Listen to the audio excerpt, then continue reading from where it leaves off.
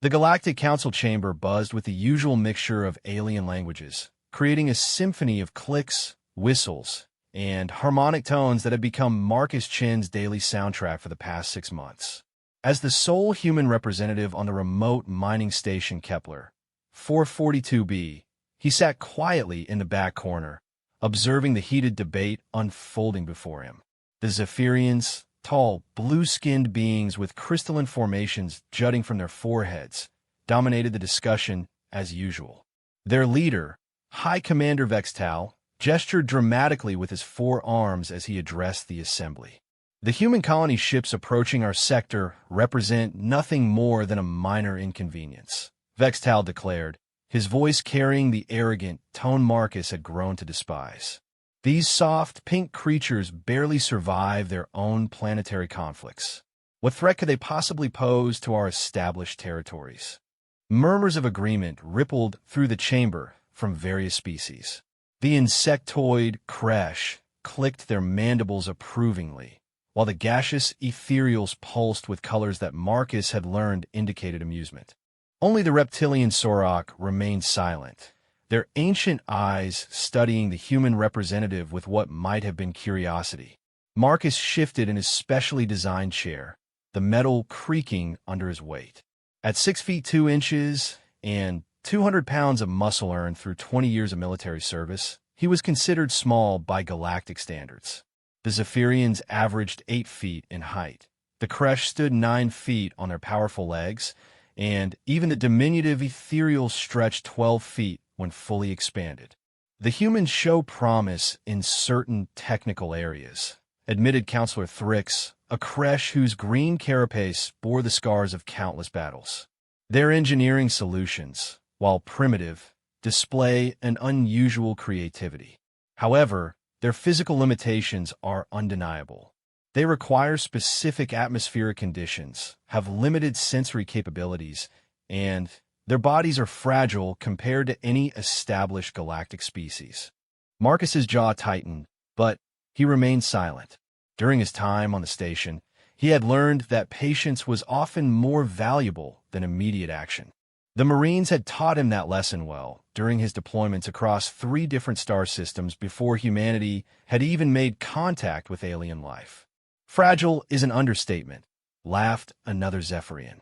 I observed one of their diplomats yesterday struggling to lift a container that my offspring could handle with ease. Their bone density is pathetic, their muscle fibers weak, and they lack any natural weapons. Even their primitive projectile weapons seem inadequate against modern shielding technology. The debate continued for another hour, with various species sharing their assessments of human capabilities. The consensus was clear. Humanity was viewed as a curious novelty, perhaps useful for menial labor or technical consultation, but certainly not worthy of respect as a military or political force. Marcus thought about his former squad, mates scattered across human space. Gunnery Sergeant Rodriguez, who could march 50 miles in full gear without breaking a sweat. Staff Sergeant Thompson, who had single-handedly held a bridge for 6 hours against overwhelming odds during the Titan Rebellion. Captain Williams, whose tactical brilliance had turned certain defeat into victory during the siege of Europa Station. None of these aliens had ever faced a determined human in actual combat. As the session drew to a close, High Commander Vextal turned his attention to Marcus for the first time that day. Human Representative Chun, you have been unusually quiet during our discussions. Do you have any comments on the approaching colony ships from your homeworld? Marcus stood slowly, his movement causing several aliens to step back instinctively despite their proclaimed superiority.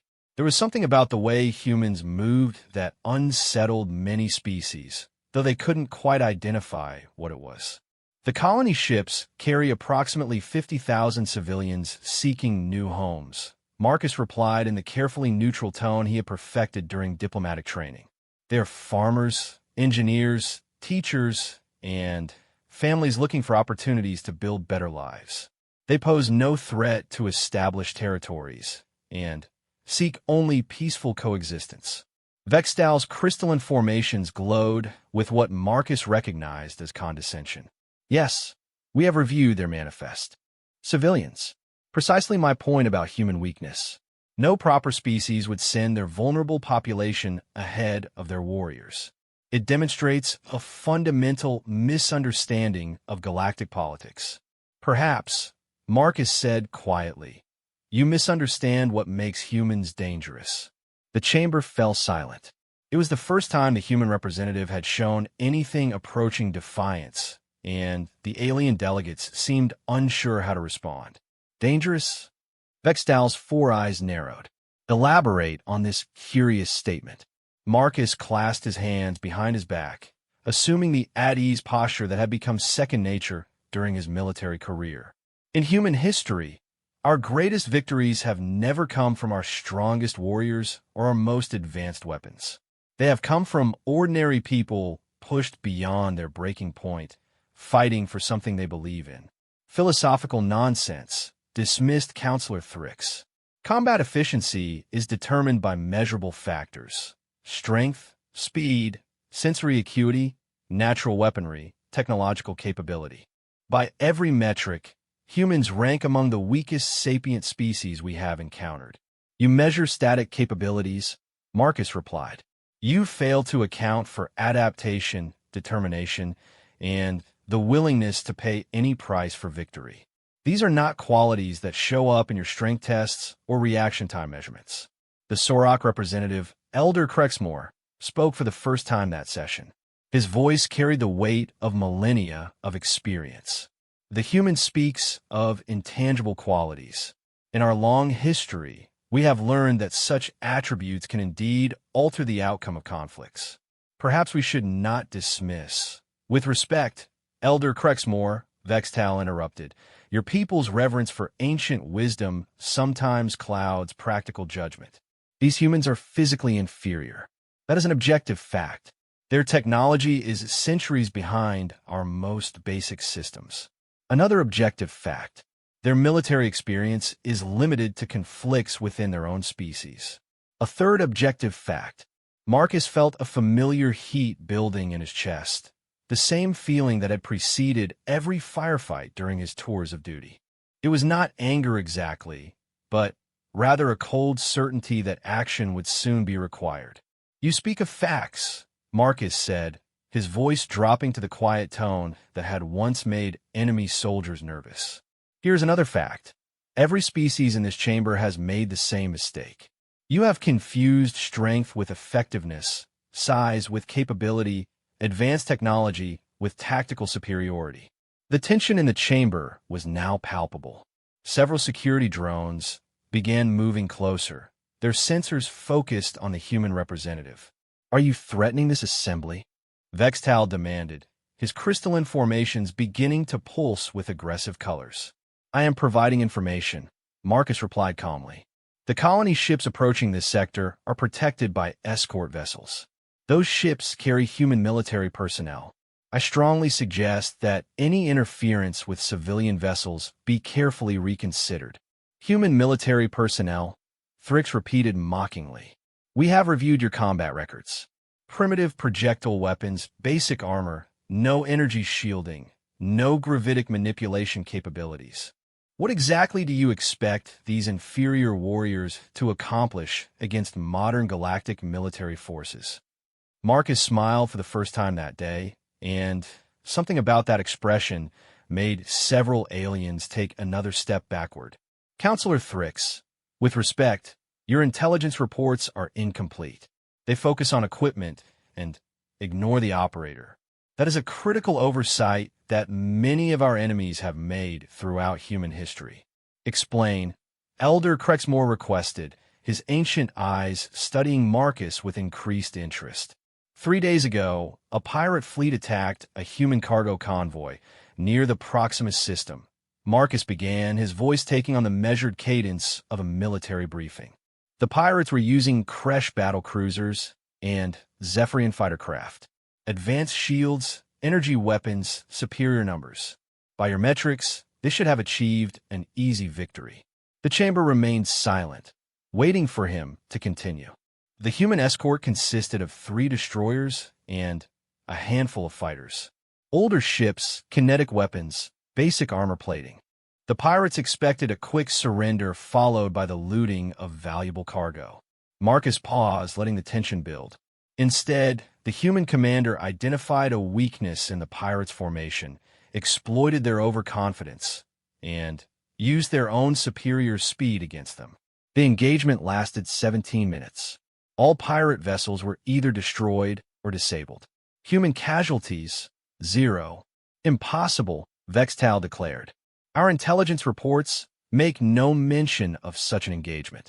Your intelligence networks have significant gaps, Marcus replied. This battle was one of dozens that have occurred along the frontier.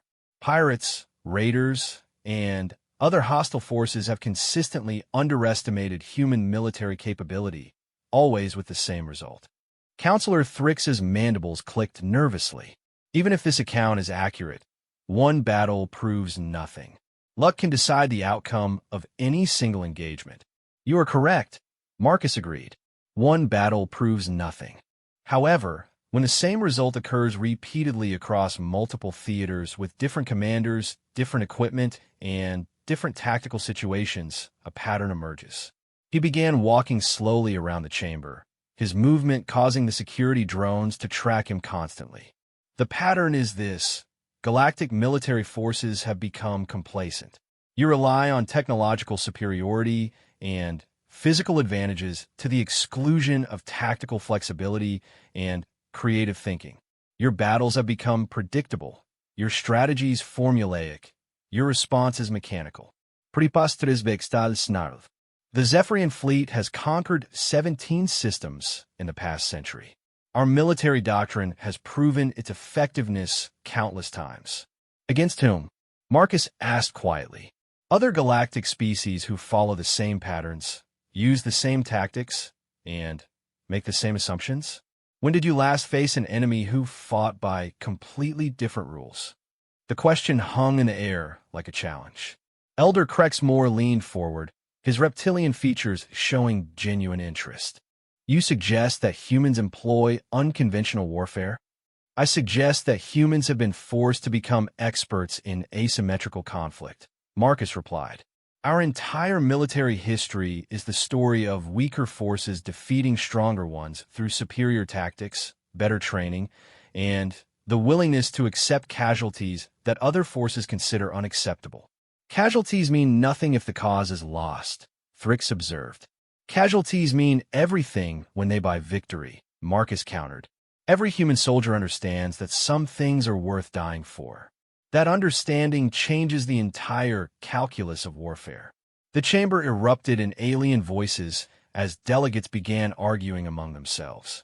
Some dismissed Marcus's claims as primitive bravado, while others seemed disturbed by the implications of his statements. Vextal raised all four arms for silence. Human Representative Chun, your words border on sedition.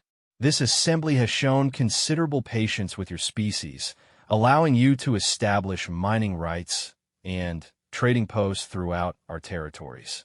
Do not mistake our generosity for weakness. Marcus stopped walking and faced the Zephyrian commander directly. High Commander Vextal, I have no desire for conflict with any species represented in this chamber. I seek only peaceful coexistence and mutual prosperity. However, I also have a responsibility to ensure that misunderstandings do not lead to unnecessary tragedy. What sort of tragedy? Vextal demanded. The kind that occurs when a superior force attacks what it believes to be an inferior target, only to discover that its assumptions were fatally flawed. The threat was subtle, but unmistakable. Several delegates began murmuring urgently in their native languages, while security drones moved into more aggressive positions. Are you suggesting that human forces would dare to engage Galactic Council military assets? Vextal's voice carried a dangerous edge. I am suggesting that human forces will defend human civilians by any means necessary, Marcus replied with complete calm. The approaching colony ships are under the protection of the United Earth Defense Force. Any attempt to interfere with their peaceful passage will be considered an act of war. Va? Thrix laughed, a sound like breaking glass. One primitive species against the combined might of the Galactic Council? The outcome of such a conflict is predetermined. Marcus smiled again, that same unsettling expression that seemed to trigger instinctive fear responses in multiple alien species. Counselor Thrix, throughout human history, every enemy who has made that assumption has been proven wrong. Our planet's graveyards are filled with soldiers from armies that seemed invincible, commanded by leaders who thought victory was inevitable. He paused, letting his words sink in. The galaxy is about to learn what Earth learned long ago. Underestimating humans is a mistake that very few enemies survive to repeat. The session ended abruptly as delegates hurried to contact their respective military commands. Marcus remained in the chamber long after the others had departed, staring out at the stars where human colony ships were approaching. He thought about the Marines aboard those escort vessels, men and women who had trained for this moment their entire careers. They would be running equipment checks, reviewing tactical plans, and preparing for a fight that might determine humanity's place in the galaxy. The aliens were right about one thing. Humans were physically inferior to most galactic species. They lacked natural weapons, advanced technology, and the sheer size that dominated alien thinking about military capability. But they also lacked something else that every other species took for granted: the assumption that their enemies would fight fair, follow predictable patterns, and limit themselves to conventional tactics. Marcus checked his chronometer. In 18 hours, the first human colony ships would enter the Kepler system. In 20 hours, the galaxy would discover that everything they thought they knew about humans was dangerously incomplete. He opened a secure communication channel to the escort fleet's flagship. "Admiral Singh, this is Chun. The locals have been warned. They chose not to listen." "Copy that, Marcus. We're tracking multiple fleet movements in this sector. Looks like they're planning a welcoming committee. Any second thoughts about the mission parameters?" Admiral Singh's laugh carried 20 years of shared combat experience. "Marcus, these aliens have never faced Marines. They think they understand warfare because they can knock down buildings and win battles between fleets. They have no idea what's about to hit them." Marcus nodded, though the Admiral couldn't see him. "Semper fi, Admiral. Semper fi, Marine. See you on the other side." The communication channel closed, leaving Marcus alone in the empty chamber. Outside the station's viewports, alien warships were beginning to gather, their exotic designs glowing with the energy signatures of advanced technology. Soon, very soon, those ships would learn the difference between being strong and being dangerous. The galaxy was about to receive its first real education in human warfare, taught by instructors who had learned their lessons in the blood and fire of 1,000 battlefields. Marcus settled back into his chair to wait. The next few hours would change everything, and he wanted to witness every moment of humanity's introduction to galactic politics. Admiral Sarah Singh stood on the bridge of the UEDF destroyer Incheon, watching the tactical display with the calm expression that had earned her command of humanity's first interstellar defense fleet. The holographic projection showed 47 alien vessels moving into intercept positions, their formations textbook perfect and utterly predictable. "Ma'am, we're receiving multiple hails from the alien fleet," reported Lieutenant Commander Jackson, the communications officer. "They're demanding we heave to for inspection of our colony ships." "Any threats of force?" Singh asked, though she already knew the answer. "Yes, ma'am. The lead vessel, identified as Zephyrian Battlecruiser Dominion's Edge, states they will open fire if we fail to comply within 30 minutes. Singh nodded, studying the enemy formation with professional interest. The aliens had positioned their forces exactly as their tactical manuals would suggest: heavy cruisers in the center, destroyers on the flanks, fighters in screening positions. It was an impressive display of firepower that would have devastated any conventional fleet. Unfortunately for them, nothing about human military doctrine could be considered conventional. "Composition analysis?" she requested. Major Kate Morrison, the fleet's intelligence officer, stepped forward with a data pad. 16 Zephyrian heavy cruisers, 12 medium cruisers, 9 Kresh battleships, 7 ethereal light carriers, and 3 Sorok dreadnoughts. Combined firepower equivalent to approximately 200 human destroyers using standard metrics. Crew complement, estimated 40,000 personnel across all vessels. Each ship appears to be operating at full capacity. Singh absorbed this information without visible emotion. 40,000 alien soldiers against her fleet of 8 destroyers and 200 Marines. The math was not encouraging, but math had never been the deciding factor in human conflicts. Colonel Martinez, she called to the Marine commander standing near the tactical station. "Are your people ready?" Colonel Diego Martinez smiled with the easy confidence of a man who had led Marines through the hellscape of the Titan Rebellion. "My jarheads have been ready since we left Earth, Admiral. Just give us something to kill. You may get that opportunity sooner than expected." "What's the status of Operation Achilles?" "All boarding teams are prepped and standing by. Demolition charges are distributed, jamming equipment tested, and every Marine knows their target assignments. We can deploy within 5 minutes of your order." Singh turned back to the tactical display. The alien formation was a thing of beauty, geometrically precise, and tactically sound according to galactic military theory. Each vessel occupied its optimal position for mutual support, with overlapping fields of fire and coordinated point defense networks. It was also completely vulnerable to the kind of warfare humans had perfected during centuries of conflict against technologically superior enemies. "Commander Jackson, open a channel to the alien fleet." "Channel open, ma'am." "This is Admiral Sarah Singh of the United Earth Defense Force. You are interfering with the passage of civilian vessels under military escort. Withdraw immediately or face the consequences." The response came within seconds, transmitted in heavily accented Standard Galactic. "Admiral Singh, this is High Commander Vextal of the Galactic Council Defense Force. Your vessels will submit to inspection or be destroyed. You have 28 minutes to comply." Singh looked around her bridge at the faces of her crew. They were young, most of them, but they carried themselves with the quiet professionalism that marked humanity's military elite.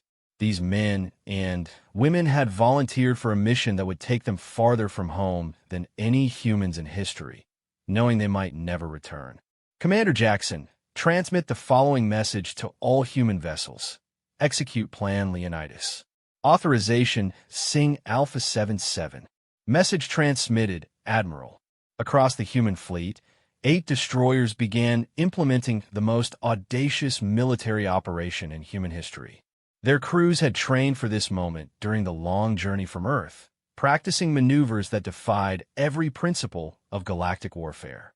Lieutenant Sarah Chun, no relation to the diplomat Marcus Chun, monitored the sensor array aboard the destroyer Valley Forge. "Captain, the alien fleet is maintaining formation. No changes in their positioning." Captain Robert Kim nodded. "They expect us to either run or fight conventionally. They have no idea what's about to hit them." On the bridge of Incheon, Admiral Singh watched the chronometer count down. "Major Morrison, what's our intelligence assessment on alien boarding protocols?" "Minimal, Admiral. Galactic warfare is primarily conducted at long range using energy weapons and guided missiles. Close combat is considered primitive and inefficient. Most alien vessels have skeleton security teams and rely entirely on their shields and point defense systems." "Exactly what we hope to hear. Colonel Martinez, your Marines are about to make history." The colonel's grin was predatory. "It won't be the first time, ma'am." 27 minutes after the alien ultimatum, the human fleet began to move. But instead of retreating or advancing in a conventional attack formation, they did something that confused every alien sensor operator in the enemy fleet. They scattered. "What are they doing?" demanded High Commander Vextal from his command throne aboard Dominion's Edge. "Their formation is completely broken. They're presenting isolated targets." His tactical officer, a young Zephyrian named Kexmore, studied the display with growing puzzlement. "Sir, their movements appear random. 3 vessels are climbing above the orbital plane, 2 are diving below it, and the remaining 3 are accelerating directly toward our position. Si es ahí del braveri, vextal que includiv. They hope to cause some damage before they are destroyed. A typical primitive response to overwhelming odds. But Admiral Singh was not leading her ships to glorious destruction. She was implementing a strategy that had been developed in the war colleges of Earth, refined in the brutal conflicts of the colonial expansion, and perfected during the desperate defense of humanity's outer colonies. The human destroyers were not attacking the alien fleet. They were positioning themselves for a completely different kind of engagement. All ships report ready, announced Commander Jackson. Operation Achilles is go. Singh took a deep breath. Everything depended on the next few minutes. Execute. Across human space, military historians would later mark this moment as the beginning of humanity's ascension to galactic power. But for Admiral Singh and her crew, it was simply time to do their job. The destroyer Yorktown was the first to reach its target, a Kresh battleship positioned on the outer edge of the alien formation. Instead of opening fire with its modest arsenal of kinetic weapons, the human vessel did something unprecedented in galactic warfare. It rammed the alien ship. But this was not a suicide attack. The Yorktown struck the Kresh vessel at precisely the point where its shield generators created a momentary weakness, a vulnerability the human engineers had identified during months of studying captured alien technology. The impact sheared through the battleship's hull, plating like a knife through cloth, but the human destroyer was protected by emergency force fields and reinforced armor designed specifically for this maneuver. As the 2 ships ground together in a shower of sparks and debris, the Yorktown's cargo bay opened and disgorged its deadly payload, 25 United States Marines in full combat armor. Staff Sergeant Maria Rodriguez hit the deck of the alien vessel running, her assault rifle tracking for targets. Behind her, her squad spread out with the fluid precision of warriors who had trained for this exact scenario. "Secure the bridge," she shouted into her comm system. "Alpha Team takes engineering, Bravo Team controls life support, Charlie Team holds the docking bay." The Kresh crew, 8-foot-tall insectoid warriors with natural armor and razor-sharp claws, should have been more than a match for the smaller human invaders. They were stronger, faster, and armed with energy weapons that could cut through most materials. But they had never faced an enemy that fought like humans. Rodriguez's team moved through the ship's corridors like a plague of destruction. They used every dirty trick in the book. Improvised explosives, electronic warfare, psychological operations, and tactics that no civilized species would consider. The Kresh fought bravely, but they fought by the rules. They expected their enemies to meet them in honorable combat, using standard formations and conventional weapons. Instead, they faced Marines who had been taught that honor was a luxury that dead soldiers couldn't afford. Private First Class Tommy Chun lobbed a homemade smoke grenade down a corridor, then used the confusion to flank a group of Kresh defenders. His rifle chattered in short, controlled bursts, each shot precisely aimed to exploit gaps in the alien's natural armor. Moving to secondary objective, he reported, stepping over the bodies of enemies who had died while still trying to figure out where the attack was coming from. Meanwhile, on the other side of the ship, Corporal Lisa Park was demonstrating another uniquely human approach to warfare. She was cheating. While the Kresh expected her to attack their fortified position directly, she instead cut through the ship's bulkhead using a plasma torch, emerged in their rear, and eliminated the entire squad before they realized they had been flanked. Within 10 minutes of the initial boarding, the Kresh battleship was under human control. But the Yorktown was not alone in its mission. Across the alien fleet, 7 other human destroyers were executing identical attacks, each one targeting a different enemy vessel with precision timing. High Commander Vextal watched in growing horror as his carefully organized formation began to collapse. "How is this possible?" he demanded. "Their ships are primitive. They should have been destroyed the moment they came within weapons range." "Sir," his tactical officer reported with barely controlled panic, "we're receiving distress calls from 12 of our vessels." They report being boarded by human ground forces. Boarded? How can they board our ships when their weapons can't penetrate our shields? They're not using weapons, sir. They're ramming us and deploying troops through the breach points. Vextal stared at the tactical display in disbelief. The human attack was unlike anything in galactic military history. Instead of trying to destroy the alien fleet, they were capturing it ship by ship. Order all vessels to implement anti-boarding protocols, he commanded. Sir, we don't have anti-boarding protocols. No species has attempted close combat in over 300 years. The truth of that statement hit Vextal like a physical blow. The Galactic Council's military forces had become so reliant on technology and long-range warfare that they had completely abandoned the most basic principles of combat. They had forgotten how to fight. On board the captured Kresh battleship, Staff Sergeant Rodriguez was proving that humans had not forgotten anything. Her Marines had taken control of the ship's bridge, engine room, and life support systems. The surviving Kresh crew huddled in their quarters, too shocked to offer further resistance. Admiral Singh, this is Rodriguez aboard the Kresh vessel Plague of Victory. Ship is secure. Casualties, 3 wounded, none killed. Enemy casualties, 47 killed, 32 wounded, remainder in custody. Admiral Singh received similar reports from Marine units across the alien fleet. In less than 20 minutes, her forces had captured 15 enemy vessels, including 2 of the massive Sorok dreadnoughts. High Commander Vextal, she transmitted to the alien flagship, you now have a choice. You can surrender the remainder of your fleet, or you can watch us capture it ship by ship. Either way, this engagement is over. The response came after a long pause, Vextal's voice hollow with defeat. Admiral Singh, we request terms for surrender. Acceptable. All alien vessels will power down their weapons and prepare to receive inspection teams. Any attempt to flee or resume hostilities will result in the immediate destruction of our captured ships along with their crews. Understood. We comply. Colonel Martinez appeared at Admiral Singh's elbow, his grin wider than ever. Ma'am, my Marines are requesting permission to inspect the remaining alien vessels. They want to make sure there are no hidden weapons aboard. Singh nodded. The inspection would serve a dual purpose, ensuring compliance and demonstrating to every alien crew that humans could board their ships anytime they chose.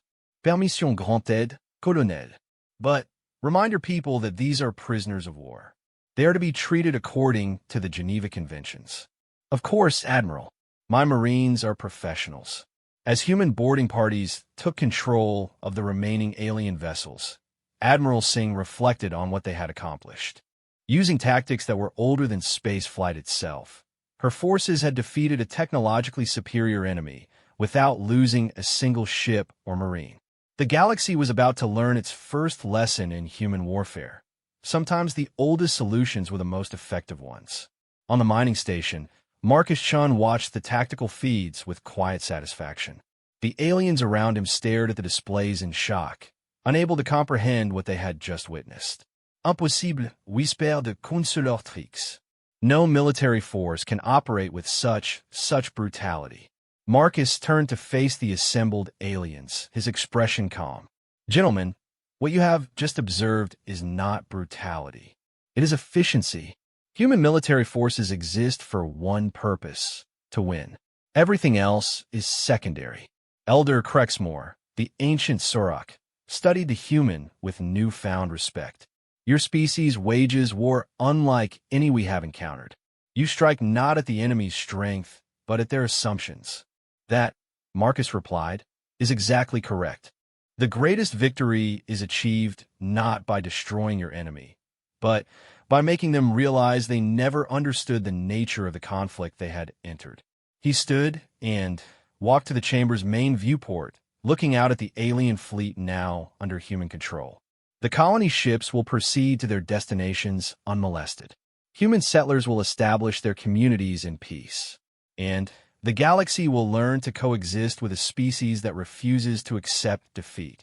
Behind him, The alien delegates began the difficult process of informing their governments that everything they thought they knew about humans had been catastrophically wrong. The real education was just beginning. 3 days after the engagement at Kepler, 442b, the galaxy was in chaos.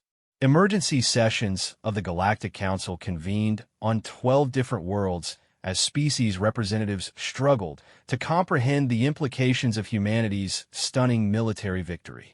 For the first time in galactic history, a technologically inferior force had defeated a superior fleet without suffering a single casualty. Admiral Singh stood in the captured command center of the Sorok dreadnought Ancient Glory, reviewing reports from her intelligence teams.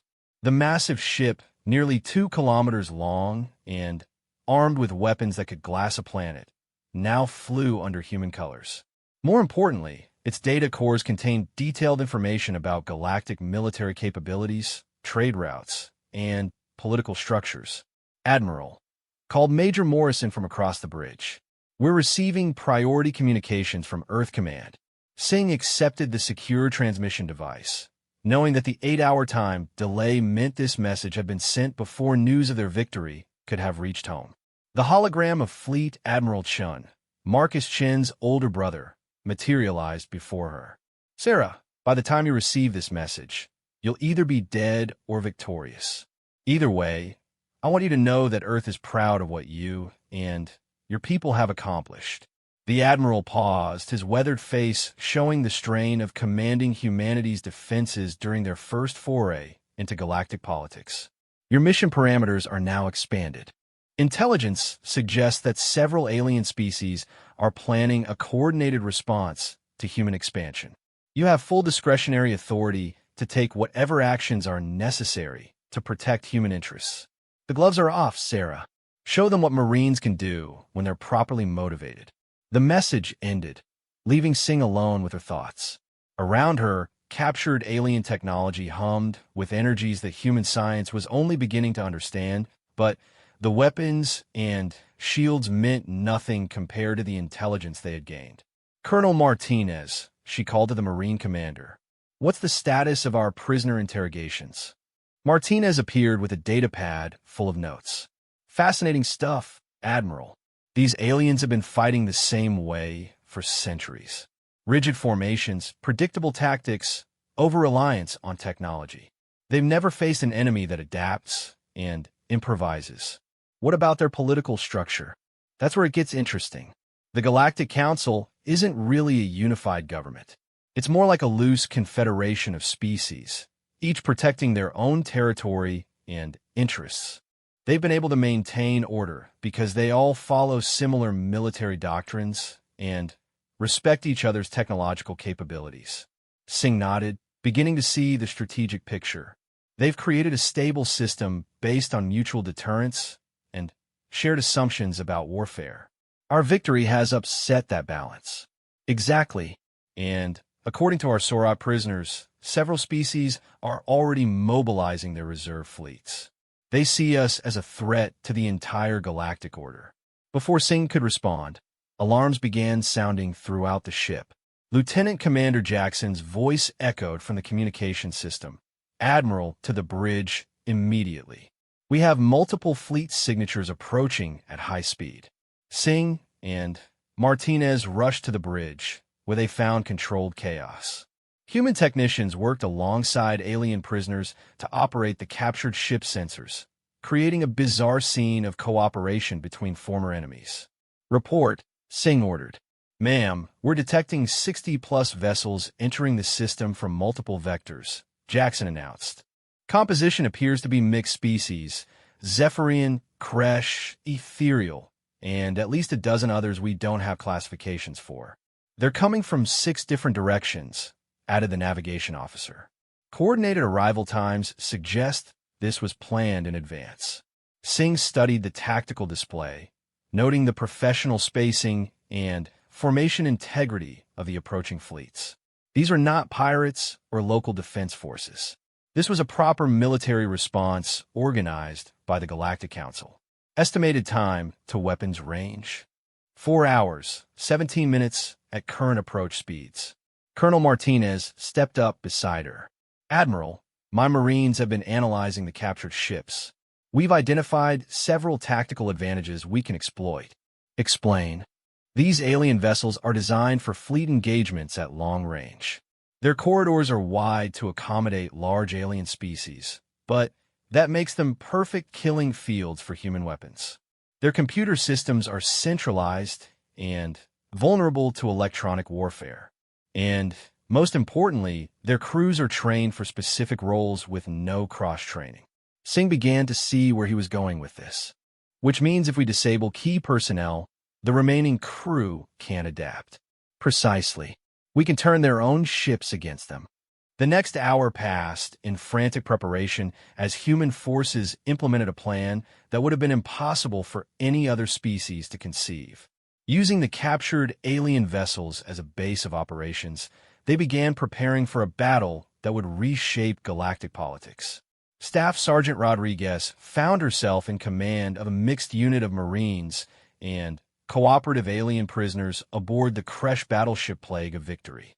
The Kresh warriors, once they understood that humans fought with honor despite their unconventional tactics, had agreed to assist in the ship's defense. Sergeant, called Corporal Park from the weapons console, the Kresh gunnery officer wants to show us something. The insectoid warrior, whose name translated roughly as Bitter Wind, approached with the careful movements of someone who had learned to respect human reflexes. Human warriors, he clicked in broken standard. My ship possesses weapons your sensors cannot detect.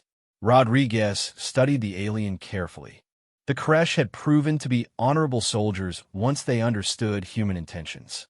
What kind of weapons? Quantum disruptors. They exist in subspace dimensions. Your enemy's shields cannot stop them because they do not exist in normal space-time. Park whistled softly. Sergeant, if that's true. I know, Corporal.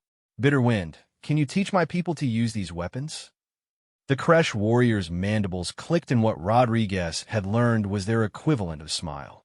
I would be honored to fight beside humans who show such courage. Similar scenes were playing out across the captured fleet as alien crew members began sharing technological secrets with their human captors. For species that had fought by rigid rules for millennia, the human approach to warfare was revolutionary. Meanwhile, on the bridge of ancient glory, Admiral Singh was receiving reports that would have terrified a conventional military commander. Admiral, the approaching fleet includes 12 species and approximately 200 vessels. Combined firepower is estimated at over 1,000 times our current capability, reported Major Morrison. Any communications from the enemy fleet? Yes, ma'am.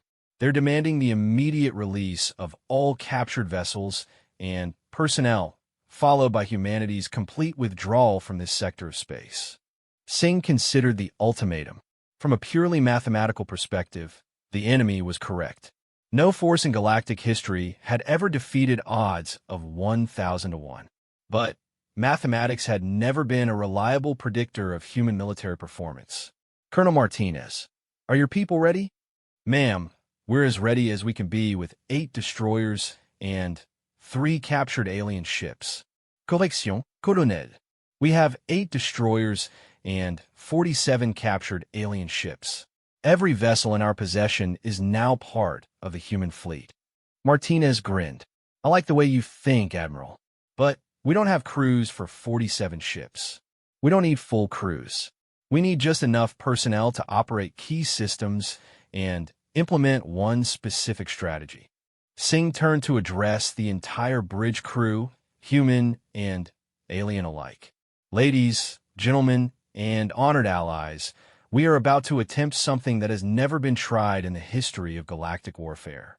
We're going to win a fleet engagement using captured enemy vessels operated by cooperative prisoners of war.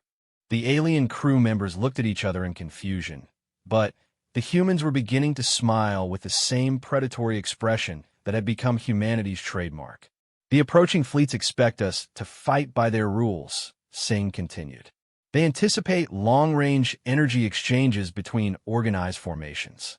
They believe their superior numbers and firepower guarantee victory. She paused, letting the tension build. They are about to discover that humans don't fight by anyone's rules but their own. The next 3 hours were spent in frantic preparation as human engineering teams, working with alien specialists, modified captured vessels for their new role.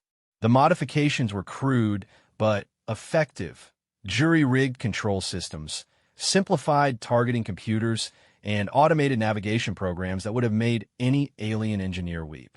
When the enemy fleets finally came within weapons range, they found a human force arranged in what appeared to be a defensive formation around the mining station. The captured alien vessels formed an outer perimeter, while the human destroyers remained close to the station itself. High Admiral Zorthak, the ethereal commander leading the Coalition fleet, studied the tactical display with satisfaction. The humans have made a critical error. They have divided their forces and given us multiple isolated targets. His tactical officer, a Zephyrian named Valmore, agreed. Indeed, High Admiral, their captured vessels appear to be minimally crude. We can destroy them systematically before engaging their escort ships. Begin the attack. Target the outermost vessels first. The Coalition fleet opened fire with enough energy to sterilize a planet. Beams of coherent light, gravitic missiles, and exotic particle streams reached across space toward the captured alien ships, and achieved absolutely nothing. What? Zorthak demanded. How are their shields withstanding our assault? Valmore studied his instruments in confusion. High Admiral, the shields are not withstanding our assault. They are redirecting it. On board the captured vessels, human engineers were implementing a strategy that violated every principle of galactic warfare. Instead of trying to absorb or deflect enemy fire, they were using the ship's shield generators to channel the incoming energy into massive batteries. Within minutes, the captured alien vessels had absorbed enough energy to power entire star systems. And then, in perfect coordination, they began firing back. But they were not firing at the enemy fleet. Every captured ship turned its weapons toward the mining station at the center of the formation, where human engineers had constructed the largest directed energy reflector in known history. The combined firepower of 47 alien vessels struck the reflector simultaneously, creating a coherent beam of energy that no force in the galaxy could withstand. The beam, focused and amplified beyond anything previously imagined, reached across space and struck the Coalition fleet's flagship with the power of a collapsing star. The ethereal command ship Harmony of Ages simply ceased to exist. Impossible, whispered High Admiral Zorthak from his secondary command vessel. No weapon can generate that level of coherent energy. Sir, his tactical officer reported with a shaking voice, they're rotating the reflector. The beam is targeting our second formation. Across the Coalition fleet, panic began to spread as commanders realized they faced an enemy that could destroy their most powerful vessels with a single shot. More importantly, they faced an enemy that thought about warfare in ways no galactic species had ever imagined. Admiral Singh watched the tactical display as enemy formations began to break apart. Target the heavy cruisers next. Let's see how brave they are when their shields can't protect them. The human reflector turned like the eye of an angry god, focusing the combined firepower of captured alien vessels into a beam that could cut through any defense. One by one, the Coalition's capital ships were systematically destroyed. They're retreating, reported Commander Jackson. Some of them are, Singh agreed, but not all. Major Morrison, identify the vessels that are maintaining position. Approximately 30 ships from various species, Admiral. They appear to be preparing for some kind of final assault. Singh nodded with approval. These were the real warriors among the galactic fleets, the ones who understood that some fights had to be finished regardless of the odds. Signal those vessels, she ordered. Inform them that we respect their courage and offer them the opportunity for honorable single combat. The response came quickly from a Sorok dreadnought whose commander identified himself as Battle Elder Krexthor.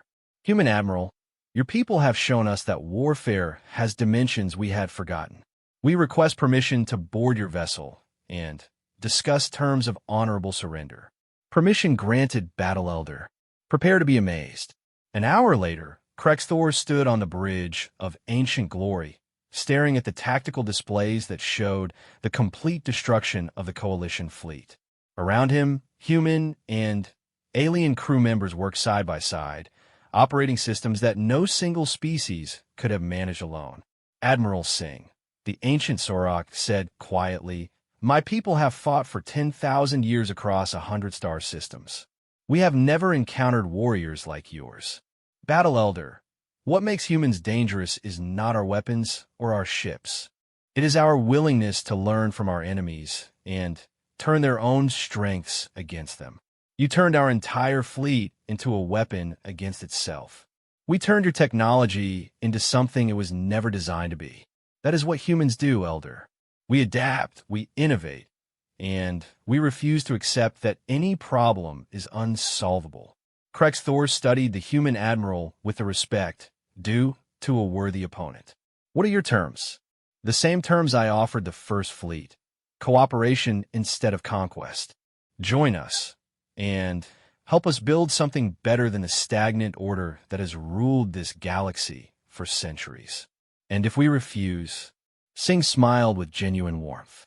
"Then we part as honorable enemies and hope we never have to fight again.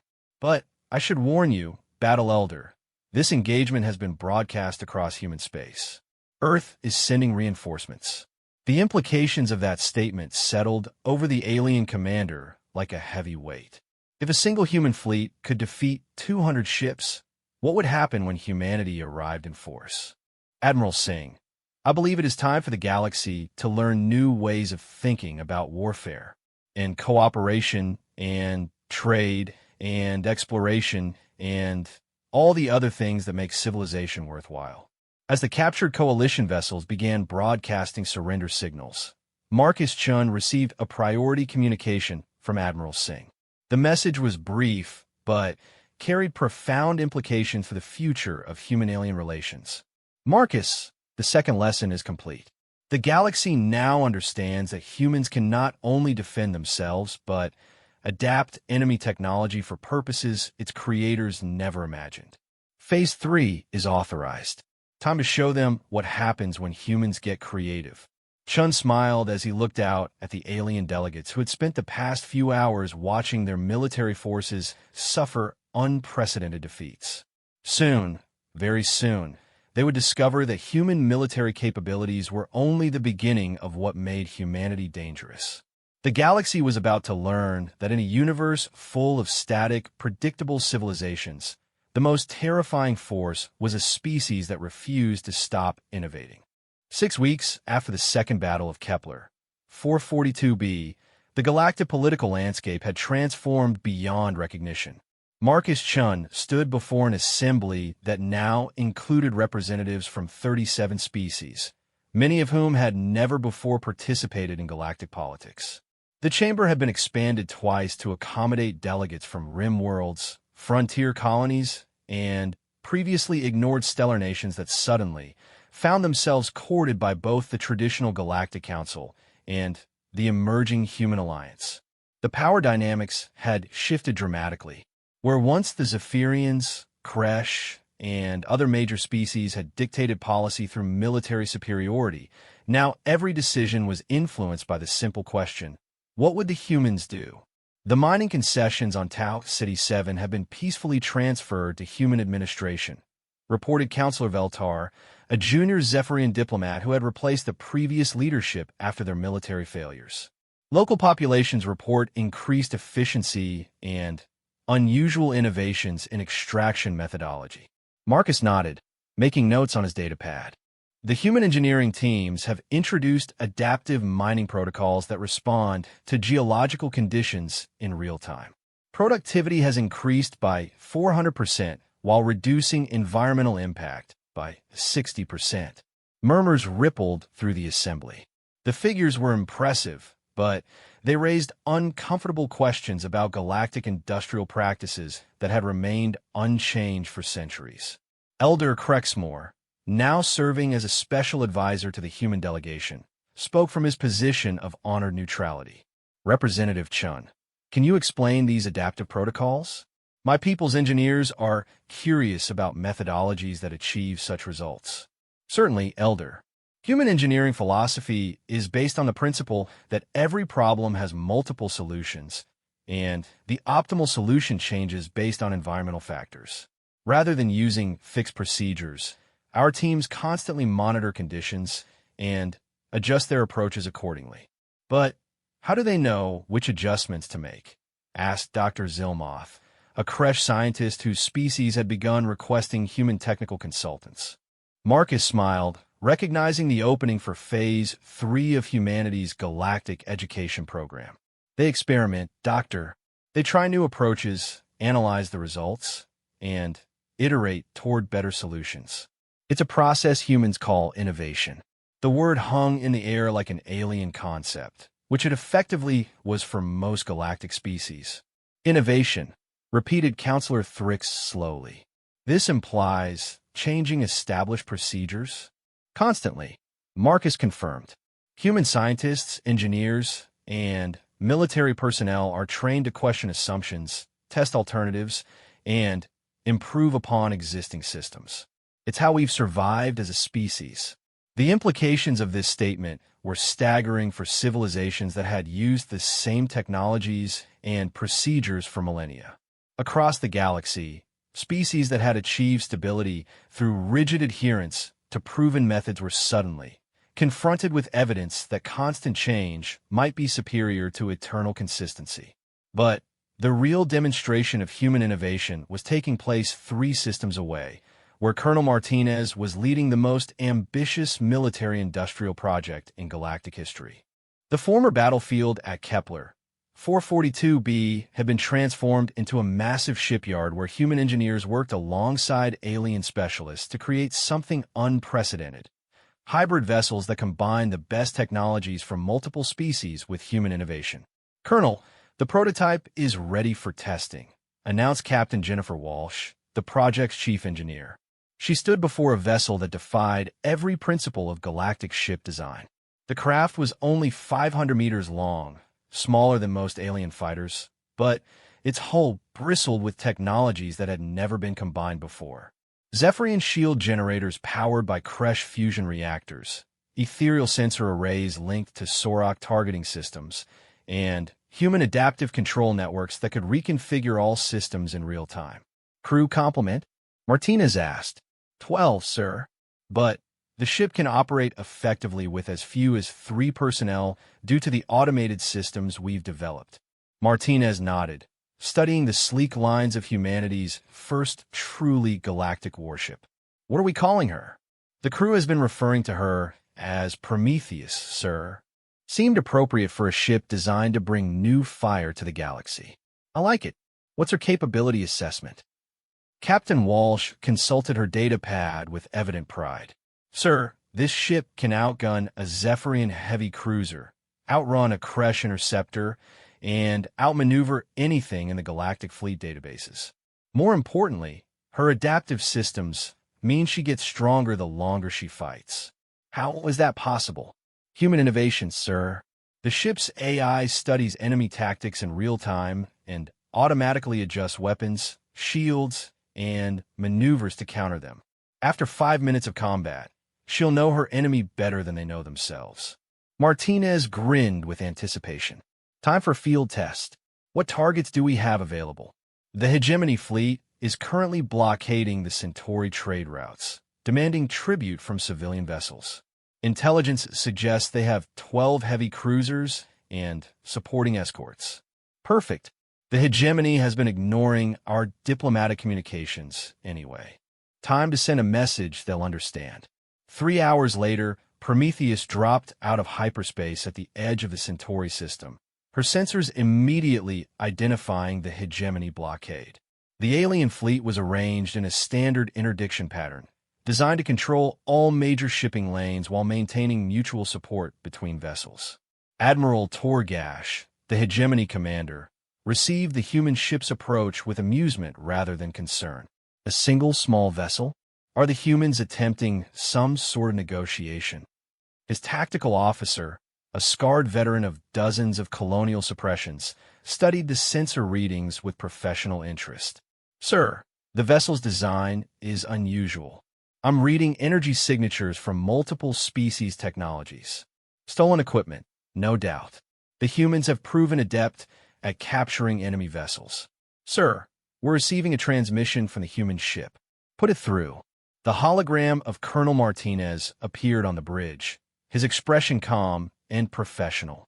Admiral Torgash, you're interfering with civilian shipping in violation of galactic trade protocols. Withdraw your forces immediately. Torgash laughed, a sound like grinding metal.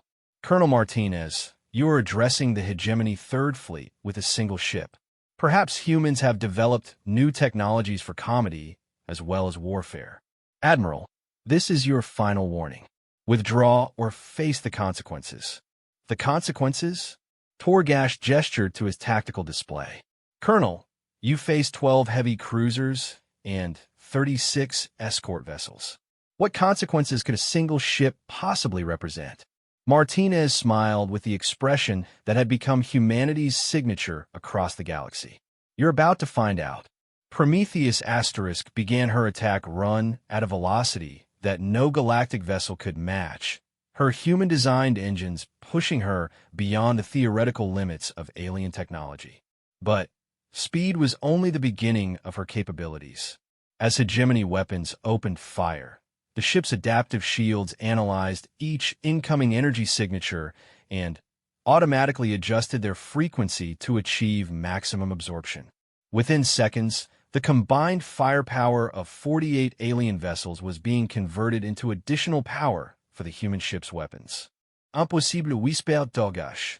No shield technology can adapt that rapidly. Sir, the human vessel is returning fire. Prometheus Asterisk opened up with weapons that had been specifically designed to exploit the weaknesses of galactic military technology. Quantum torpedoes that existed in multiple dimensions simultaneously, bypassing traditional shields entirely. Gravitic mines that created localized space-time distortions, making enemy targeting impossible. And, most devastating of all, adaptive energy beams that automatically adjusted their frequencies to penetrate whatever defenses they encountered. The first Hegemony cruiser exploded before its crew understood what was happening.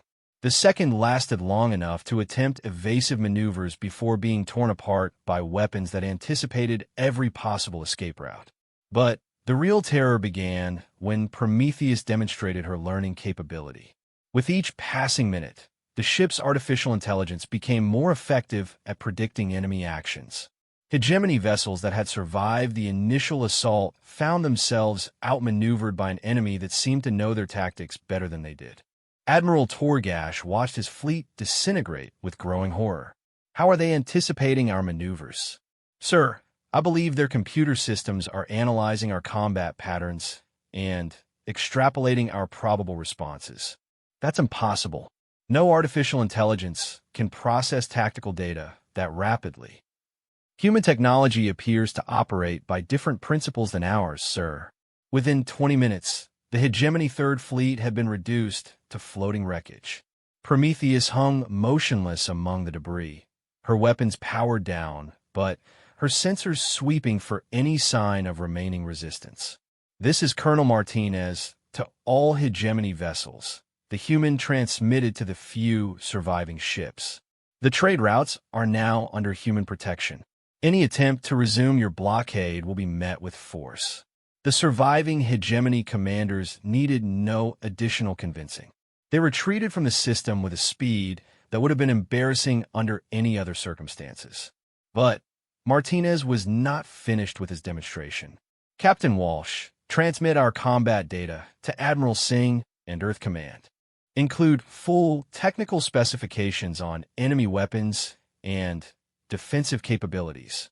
Sir, if we share that information, every human ship in the fleet can be upgraded with countermeasures against these specific technologies. Exactly. And then transmit the data to our alien allies as well. The Sorok, the cooperative Kresh factions, and anyone else who's been working with us. Walsh stared at her commander in surprise. Sir, that's our tactical advantage. Why would we give it away? Martinez's expression grew thoughtful. Captain, what makes humans dangerous is not any specific technology or tactic.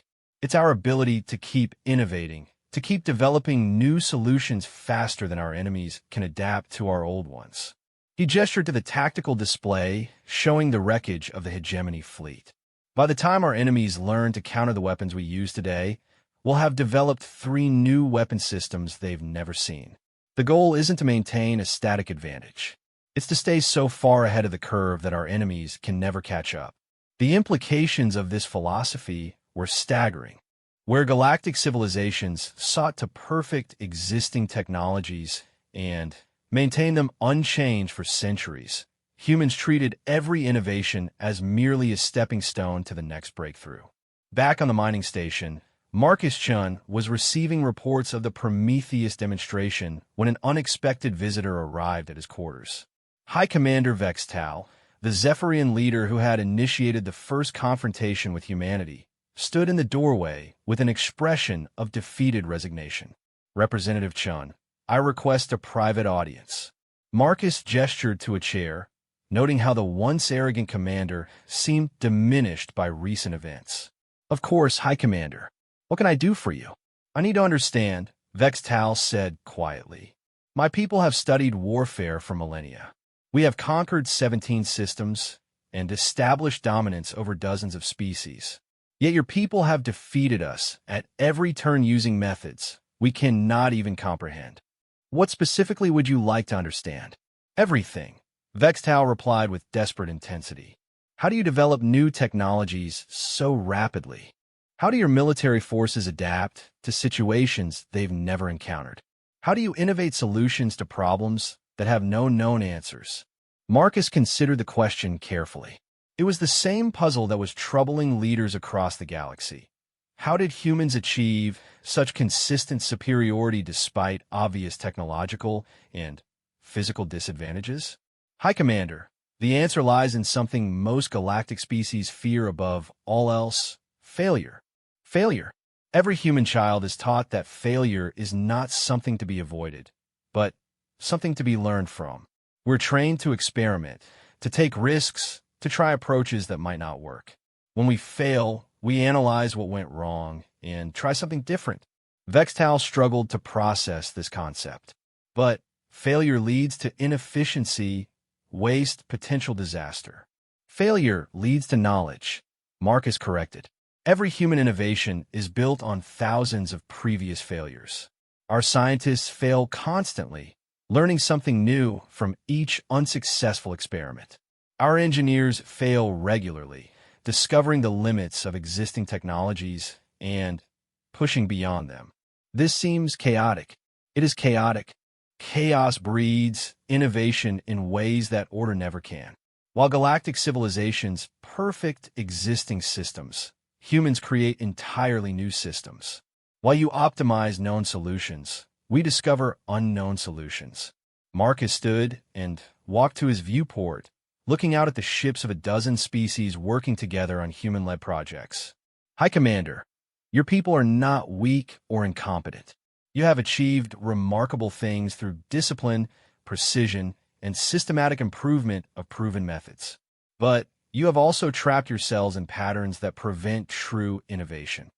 What do you suggest? Learn to fail, Marcus said simply. Encourage your people to experiment, to question established procedures, to try approaches that might not work. Accept that 90% of your innovations will be failures, and celebrate the 10% that change everything. Vextal sat in silence for long moments, contemplating a philosophy that challenged everything his civilization believed about progress and success. Representative Chun, if my people were to experiment with these human methodologies, would you be willing to provide guidance? Marcus smiled. High Commander, I would be honored to help your people discover what they're truly capable of achieving. As news of the Centauri engagement spread across the galaxy, a new phase of human influence began to emerge. Species that had initially feared human military capabilities were now beginning to recognize something far more threatening to the established order: human creativity. The galaxy was about to discover that in a universe of static civilizations, the most dangerous force was a species that refused to stop learning. Phase 4 was about to begin, and it would transform not just military capabilities, but the very nature of galactic civilization itself. 1 year after first contact, the galaxy was unrecognizable. Marcus Chun stood on the observation deck of the newly constructed Unity Station, a massive orbital facility that had become the heart of galactic civilization. Through the transparent aluminum windows, he could see ships from 43 different species working together on projects that would have been impossible just months earlier. A Zephyrian science vessel conducted joint experiments with human researchers, their blue-skinned crew members now wearing human-designed adaptive armor that enhanced their natural abilities. Nearby, a Kresh engineering team collaborated with Sorok philosophers on a theoretical framework for faster-than-light communication. Their different approaches to problem-solving creating synergies that none of them could have achieved alone. Most remarkably, new species were arriving almost daily. Word of human innovation had spread beyond the traditional galactic borders, drawing civilizations that had remained isolated for millennia. The Vorthan, energy beings from the galactic core, had sent their first ambassadors in 10,000 years. The Nexari, machine intelligences from the Rim worlds, had established trade relationships that were revolutionizing artificial intelligence development. "Remarkable, isn't it?" said a familiar voice behind him. Marcus turned to find Admiral Singh approaching, her uniform now bearing insignia that marked her as Supreme Commander of Allied Forces, a position that hadn't existed before humans arrived. "Sarah," he greeted her. "How was the inspection tour?" "Educational," she replied, joining him at the viewport. "The new shipyards are producing vessels that combine technologies from 12 different species. Our engineers are working with ethereal physicists to develop shield systems that exist partially outside normal space-time. The Kresh have shared their quantum tunneling technology, which our people have adapted for instantaneous cargo transport. And militarily?" Singh's expression grew more serious. "The hegemony has been completely neutralized. Their remaining fleets have either surrendered or retreated to the Outer Rim. The Dominion is requesting peace negotiations. Even the Collective has sent diplomatic overtures." Marcus nodded, unsurprised by these developments. The military campaigns of the past year had demonstrated that human adaptive warfare made traditional galactic militarism obsolete. But the real transformation had occurred in the economic and technological sectors. "What's the status of the innovation initiative?" "Beyond our most optimistic projections," Singh replied. "We now have research partnerships with 37 species. The collaborative projects are generating breakthroughs at a rate that's unprecedented in galactic history." She gestured toward a sleek vessel docking with the station. "That's the Darwin, our newest exploration ship. She's equipped with Vorthan energy manipulation systems, Nexari computational networks, and human adaptive protocols. Her crew can explore star systems that were previously inaccessible to any known technology." "Who's commanding her?" "Commander Lisa Park, formerly a Marine corporal. She's working with a mixed crew that includes the first ethereal to serve aboard a human vessel." Marcus smiled at the mention of Park, remembering the young Marine who had helped capture alien ships during their first engagement. The promotion system had been revolutionized to reward innovation and adaptability rather than seniority, creating opportunities for exceptional individuals regardless of their background. "Marcus," Singh continued, "there's something you need to see." She led him through the station's corridors, past laboratories where human and alien scientists worked side by side, past training facilities where Marines learned to operate exotic alien technologies, past diplomatic chambers where species that had been enemies for centuries were negotiating unprecedented cooperation agreements. They arrived at a secure communications center where a holographic display showed a three-dimensional map of the galaxy. Human-controlled systems were marked in blue, traditional galactic council territories in various other colors, and newly contacted civilizations in white. Look at the expansion pattern, Singh said. Marcus studied the display and immediately understood her concern. Human influence was spreading along trade routes and communication networks, but it was also reaching into previously unknown regions of space. How many new species have we contacted in the past month? 17, Singh replied, and they're not all friendly. Some of them have technologies that make the Galactic Council look primitive. She manipulated the display to highlight a cluster of systems near the galactic edge. The architects have been monitoring our expansion. They're a post-physical civilization that manipulates matter at the quantum level. Their scout probes are studying our activities with what appears to be scientific curiosity rather than hostility.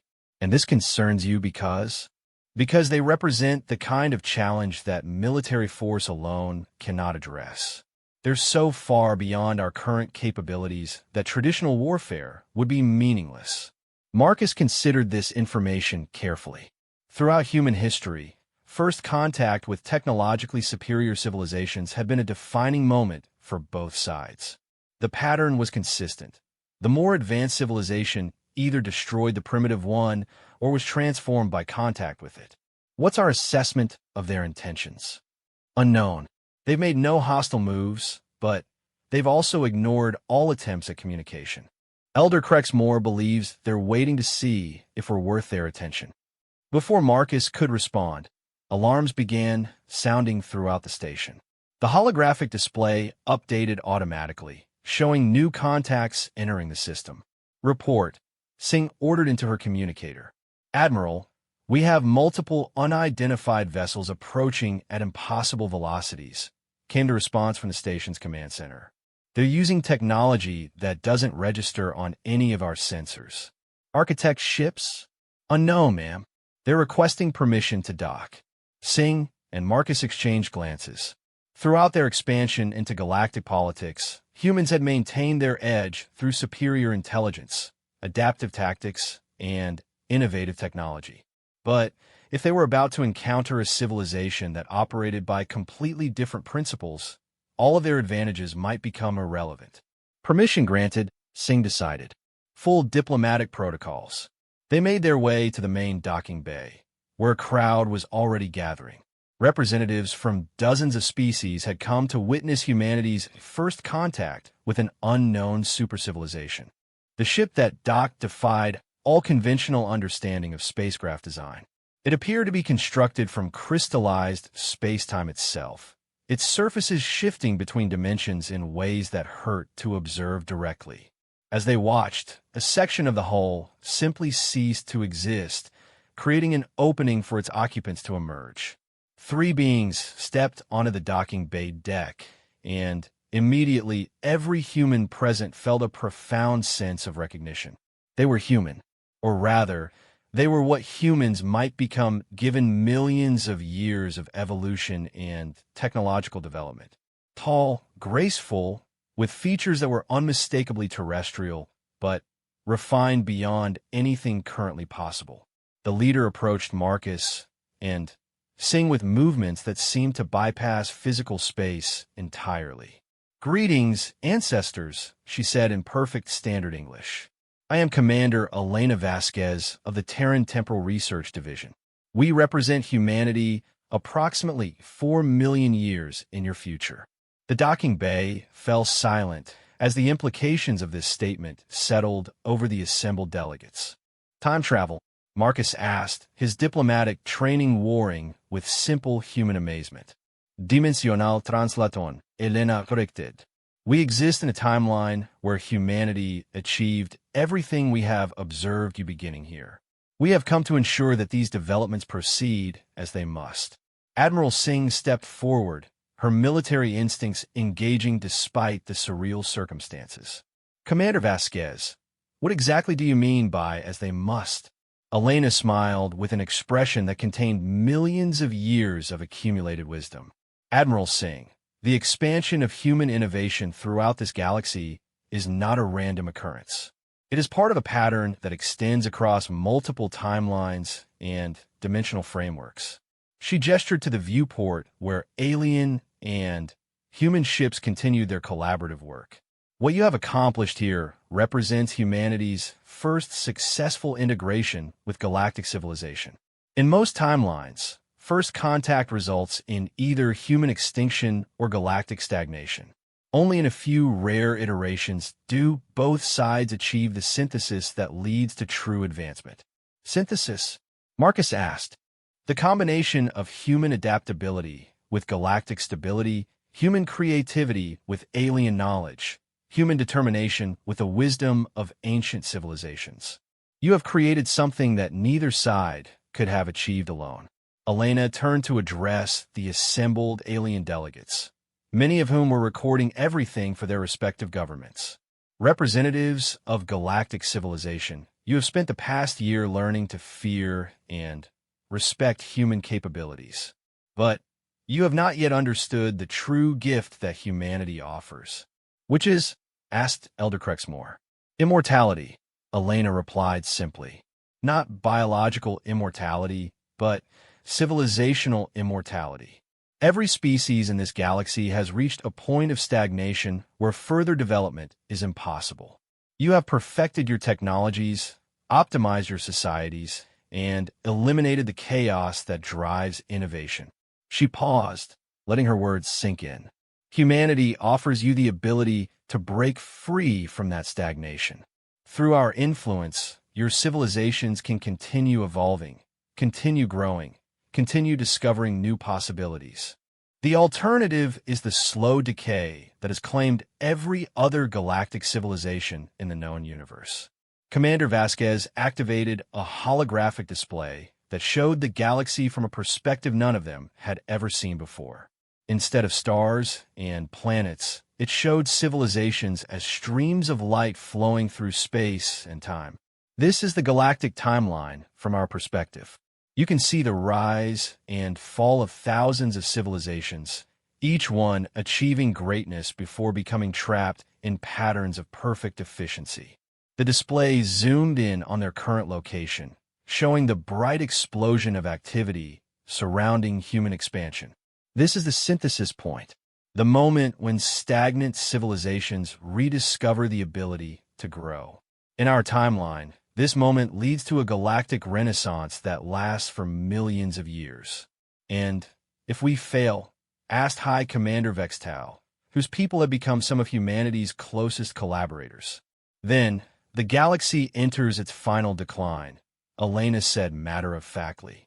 Within 10,000 years, all advanced civilizations become extinct, not through war or catastrophe, but through the simple inability to adapt to changing circumstances. The weight of this revelation settled over the assembled delegates like a physical force. They had thought they were witnessing the rise of a new military power. Instead, they were participants in a struggle for the survival of galactic civilization itself. What do you need from us? Admiral Singh asked. Continue doing what you have been doing, Elena replied. Innovate, experiment, fail, and learn from your failures. Share your methodologies with anyone willing to learn. Challenge every assumption, question every tradition, and never accept that any problem is unsolvable. She turned to Marcus. Representative Chun, your role as diplomatic liaison has been more crucial than you realize. The relationships you have built, the trust you have established, the partnerships you have forged, these are the foundations upon which the future of galactic civilization rests. I'm honored, Marcus said quietly, but I'm also concerned. If our future selves can travel through time and dimensions, why don't you simply solve these problems directly? Elena's expression grew sad, because that would defeat the purpose. Innovation cannot be imposed from outside. It must arise organically from the needs and challenges of each civilization. We can observe, we can encourage, but we cannot replace the hard work of discovery and growth. She gestured to her companions. We exist in a timeline where this synthesis succeeded, but there are countless other timelines where it failed. The outcome is not predetermined. It depends on choices made by beings like yourselves in moments like this one. The holographic display shifted to show multiple timeline variations, some leading to bright futures of continued growth, others ending in darkness and decay. Choose wisely, Elena said. The future of the galaxy, of countless civilizations not yet born, depends on the decisions made in the next few years. With that, the future humans began to fade, their dimensional forms shifting back toward their own timeline. But Elena's voice carried clearly across the space between realities. Remember, ancestors, humanity's greatest strength has never been your weapons, your technology, or your tactics. It has been your refusal to accept limitations. The galaxy needs that strength now more than ever. They vanished, leaving behind only the faint scent of ozone and the profound sense that everything had changed. The silence in the docking bay stretched for long moments as delegates from dozens of species contemplated the implications of what they had witnessed. Finally, Elder Crexmore spoke, his ancient voice carrying the weight of millennia. "It appears," he said thoughtfully, "that we have all been participants in something far greater than we imagined." Marcus looked around at the assembled beings, former enemies who had become allies, ancient civilizations discovering new purposes, young species finding their place in the galactic community. A year ago, they had all been separate, isolated, trapped in their own limited perspectives.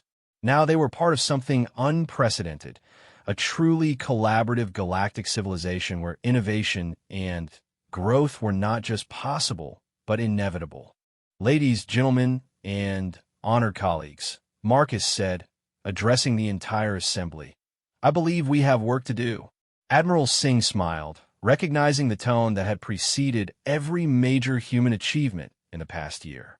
"What did you have in mind, Marcus?" "We have a galaxy to revolutionize," he replied simply. "And apparently, we have several million years to get it right." As the delegates dispersed to contact their respective governments, the real work began. Human innovation teams partnered with alien specialists to tackle challenges that had seemed impossible just hours before. Scientists from 12 species collaborated on faster-than-light communication networks. Engineers combined technologies that had never been integrated before. Philosophers from ancient civilizations worked with young human thinkers to develop frameworks for continued growth and adaptation. The transformation was subtle at first, but as weeks passed, it became undeniable. Trade routes that had been static for centuries began carrying new kinds of cargo. Research stations that had focused on perfecting existing technologies started developing entirely new scientific paradigms. Military forces that had been locked in traditional patterns began experimenting with adaptive strategies that made conflict resolution faster and more effective. But perhaps most importantly, young beings from every species began displaying something that had been rare in galactic civilization for millennia: genuine curiosity about the unknown. On Earth, Fleet Admiral Chun received daily reports that would have seemed like science fiction just 2 years earlier. His brother Marcus had become the de facto leader of the most successful diplomatic initiative in human history. Human settlements were thriving on worlds that had never seen alien visitors before. Trade agreements were generating prosperity that benefited everyone involved. Most remarkably, Earth was receiving requests for immigration from alien species who wanted to learn human methods firsthand. The planet that had been considered primitive by galactic standards was now viewed as the most exciting destination in known space. "Admiral," reported Captain Stevens, his aide-de-camp, "we have another delegation arriving tomorrow. The Cosmic Wanderers want to establish a permanent research station in the Sol system." Fleet Admiral Chen nodded, reviewing the day's intelligence reports. The Cosmic Wanderers were a nomadic species that had traveled the galaxy for millions of years, studying civilizations and recording their histories. Their interest in humanity suggested that something truly significant was occurring. What do they want to research? Innovation methodology, sir. They want to understand how humans develop new solutions to old problems. Apparently, they've never encountered a species that treats change as a fundamental good rather than a necessary evil. The Admiral smiled, thinking about the young Marines and sailors who were now serving on mixed crews throughout the galaxy, bringing human perspectives to challenges that had stymied alien civilizations for centuries. Captain, I want you to arrange a meeting with a Wanderer delegation and invite them to visit our military academies. I think they'll find our training methods interesting. Yes, sir. Sir, there's one more thing. The Nexari have requested permission to upgrade our computer networks using their advanced AI systems. For what purpose? They want to create a galactic database of human innovation techniques. Apparently, they believe our methods can be systematized and taught to other species. The implications of this request were staggering. If human innovation could be quantified and transmitted, it would revolutionize not just military and technological development, but the fundamental nature of how galactic civilizations approach problems. Approved, the Admiral decided. But make sure our people maintain oversight of the project. We want to share our capabilities, not give them away. Back on Unity Station, Marcus Chun was conducting his final diplomatic review of the day when an unexpected visitor arrived at his office. Staff Sergeant Rodriguez, now promoted to colonel and serving as military liaison to the Alien Integration Program, knocked on his door. Come Colonel. What can I do for you? Rodriguez entered with a datapad full of reports and the satisfied expression of someone who had completed a particularly challenging mission. Sir, I wanted to give you the final statistics on our training exchange programs. Go ahead. We now have 300 human personnel serving aboard alien vessels and over 800 alien officers training on human ships. Integration efficiency is running at 97%, with most cultural conflicts resolved within the first week of service. Marcus reviewed the numbers with amazement. A year ago, the idea of humans and aliens serving together would have been inconceivable. Now it was becoming routine. What about combat effectiveness? Sir, mixed crews are outperforming single-species crews by an average of 40% across all mission categories. Apparently, the combination of human adaptability and alien expertise creates synergies that neither side anticipated. Any problems? Rodriguez grinned. Only one, sir. We're running out of qualified personnel to meet the demand. Every major species is requesting human advisors, and we simply don't have enough people to go around. Recommendations? Expand the training programs, sir. We need to develop more human specialists who can work effectively with alien technologies and methodologies. And we need to accelerate the alien integration programs so they can take over more of the routine operations. Marcus nodded, making notes for his next report to Earth Command. The success of human-alien cooperation had created new challenges that required careful management. Colonel, there's something else I want to discuss with you. The future humans who visited us mentioned that our success here is part of a larger pattern across multiple timelines. Yes, sir. That was illuminating. It means that everything we're doing here has implications beyond this single reality. We're not just building relationships with current alien civilizations. We're establishing precedents that will influence the development of galactic civilization across multiple possible futures. Rodriguez considered this statement carefully. As a Marine, she had been trained to think in terms of immediate tactical objectives and strategic goals. The idea of multidimensional consequences added a complexity that challenged even her enhanced perspective. Sir, what does that mean for our current operations? It means we need to think bigger, Marcus replied. We're not just protecting human interests or building trade relationships. We're laying the foundation for a type of civilization that has never existed before. A civilization based on what principles? Continuous adaptation, collaborative innovation, and the fundamental belief that any problem can be solved given sufficient creativity and determination. Rodriguez smiled with the expression that had become humanity's signature across the galaxy. Sir, that sounds like the kind of mission Marines live for. As night fell on Unity Station, Marcus stood once again at the observation deck, watching the lights of ships from dozens of species working together on projects that were reshaping the galaxy. Somewhere among those lights was the Prometheus, now leading a mixed fleet of human and alien vessels on an exploration mission to unmapped sectors of space. Other lights represented trade convoys carrying innovations that were revolutionizing commerce, agriculture, and industry across hundreds of worlds. The transformation had exceeded every projection, surpassed every hope, and created possibilities that no single species could have imagined. But Marcus knew this was only the beginning.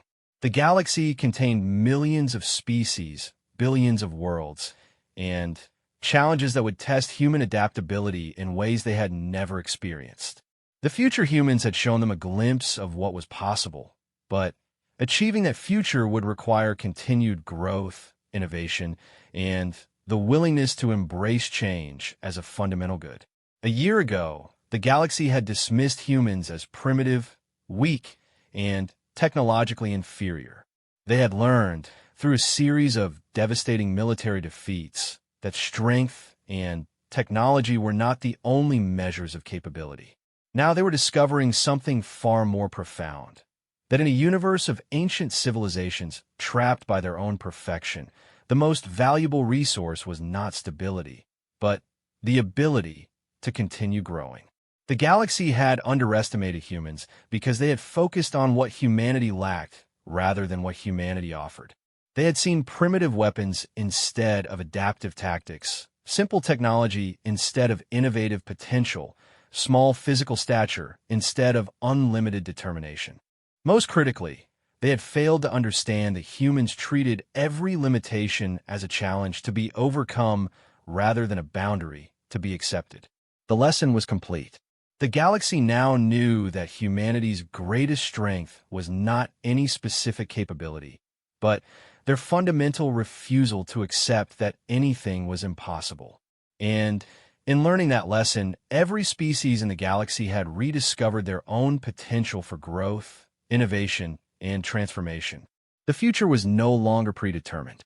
For the first time in millions of years, galactic civilization was evolving, adapting, and reaching toward possibilities that had never before existed.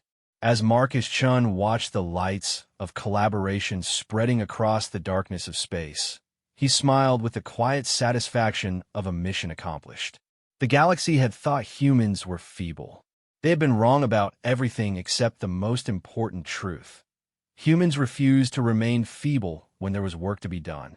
Now that work would continue across the stars, carried forward by beings from dozens of worlds who had learned the most important lesson humanity had to teach. The universe belonged to those who refused to stop trying to improve it.